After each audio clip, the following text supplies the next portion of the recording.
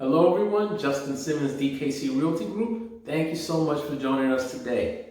Today we are talking about a topic that comes up all the time. A lot of people are interested in it. They may not know how to get started. It is investing with real estate. So as you may know, real estate is one of the biggest and best wealth generating assets that we have. Some say the best, but who's here to judge? I want you to know more about it if you're thinking about making it a part of your long-term financial wealth building plan, right? So I got 10 tips for you to consider if you're looking to get started in real estate invested or thinking about it and want to start planning for the future. All right, let's go. First tip we have is investable cash. You must determine how much of it you have. Right? Now, what is investable cash? That's money that you're going to be using towards the purchase and repair of your investment property. Now, you might be able to buy the property without having to do any repair work. That's ideal. But for our purposes, we're going to assume there's some repair work involved. So we're going to be covering things like our down payment, our closing costs, and our repair work, and the cost of the inspection when we're buying the house. All those things are going to be covered by your investable cash, okay? The way I want you to think about investable cash is it's money at risk. Do I want you to lose this money? No, right? Do I want you to see a nice financial gain from your investment and help you build wealth over time? Yes. But like with any other investment, you just have to realize this is money at risk. All right, and it needs to be comfortable. I would recommend being comfortable with putting that money out there. Okay? So, whatever your threshold is, it's up to you to decide. But just think in terms of, hey, if I couldn't get back this money, would I be okay? Or would I be freaking out every night losing it? Now, we're going to take all the steps to try and ensure that we see a nice gain from this investment, but it's not going to be guaranteed. So you got to be comfortable riding out the tough times too. Second big thing to think about when it comes to investable cash is it's helping you set a range for your purchase price, right? Whether you're going to buy all cash or finance your purchase, there's going to be limits. Investable cash helps determine though. If you're buying all cash, well then investable cash is the money you have to buy the house. If you have $200,000 in cash, you can afford to spend $200,000. That's it. If you're looking to get a mortgage and finance, well then maybe the $200,000 can stretch further, but it's still going to be a limit in terms of your down payment and closing costs. And ideally, you're going to set aside some money for expected repair work or an emergency fund. We'll get to emergency fund later. That's another crucial thing you're going to need. But just think of it that way.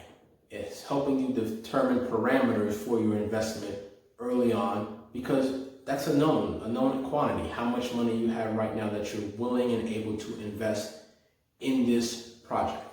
Second tip is deciding whether we're gonna pay cash for our investment property or finance it, all right? If you're paying cash, you're buying it outright in all cash, there's no loan involved. If you're financing, you're buying with a mortgage, right? So you're gonna have to pay that mortgage back over time.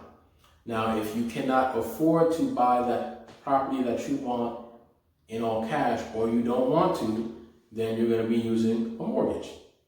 Still, when it comes to using a mortgage, there's a lot of different things to consider. You're going to be talking to ideally a couple different lenders and seeing what products and programs they have available specifically for investors.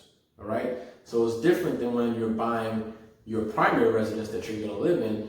You're buying an investment property now that's going to be seen as a business, so it's going to be treated differently and the financing is going to be different for it. What can you expect? You can expect a larger down payment, right? So a lot of times people are hearing, oh, I bought my house 3.5% down, 3% down. That's great, but that's for your primary residence. Now, if you're looking at an investment property, lenders may require 20% down or 25% down, 30% down. Right? It's going to vary, but typically the down payment requirement is going to be higher. It's usually starting at 20% and going up. Another thing to note, your interest rates will probably be higher. typically interest rates for investment property are higher than for your primary residence because there's more risk involved, right? And the bank has to look at it in this way. If you already have one house that you live in, and now you're buying a second house that you're gonna be maybe just renting it out to tenants, if there's a money crunch and you have to pick between which house you're gonna pay for, which one's it gonna be? It's probably gonna be the one you're living in. You're gonna prioritize that because that's your home. That's part of elevating the risk for this second property, which means it's gonna cost you a little more when it comes to borrowing money for it, okay? Now, just like with any other mortgage or purchase you're looking to make, different lenders will have different programs, different requirements, different features. So you want to get in-depth details to make sure that what the lender's offering matches what you want and you need. If you need referrals from lenders, of course, you can speak to your real estate professional and you can take it from there. Now, if you do have the investable cash to purchase your property outright, you have a tougher decision to make. You got to decide whether you want to buy it in all cash or if you want to finance it. If you're buying it in all cash, just understand that all of your money is tied up in one place. Homes are not very liquid, so it's harder to get the money out of them once you put it into them. That's just something for you to consider. On the flip side, if you're looking to use a mortgage, realize you have to pay back what you borrowed over time, of course. You're also going to be charged interest. That's going to be an additional cost that you're paying back over time as well. You wouldn't have the interest if you bought the house outright because you wouldn't have any loan involved. Another thing to consider is the concept of leverage. You got to decide whether it makes more sense to buy all cash or to finance.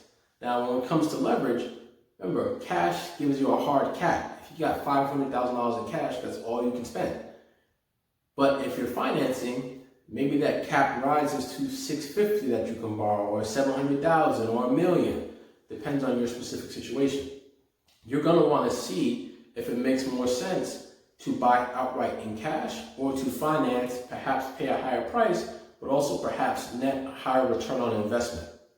There's a lot of different metrics we use in the field to assess what investing scenario makes the most sense. So you definitely want to review them before deciding which route to take.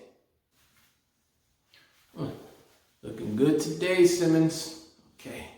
Oh, hey, hi. Hope you enjoyed this video.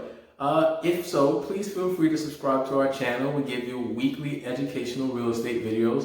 And if you'd like more information about home selling or home buying, go to www.homepricebronx.com. It's also in the bottom of the video. You can get your free information there.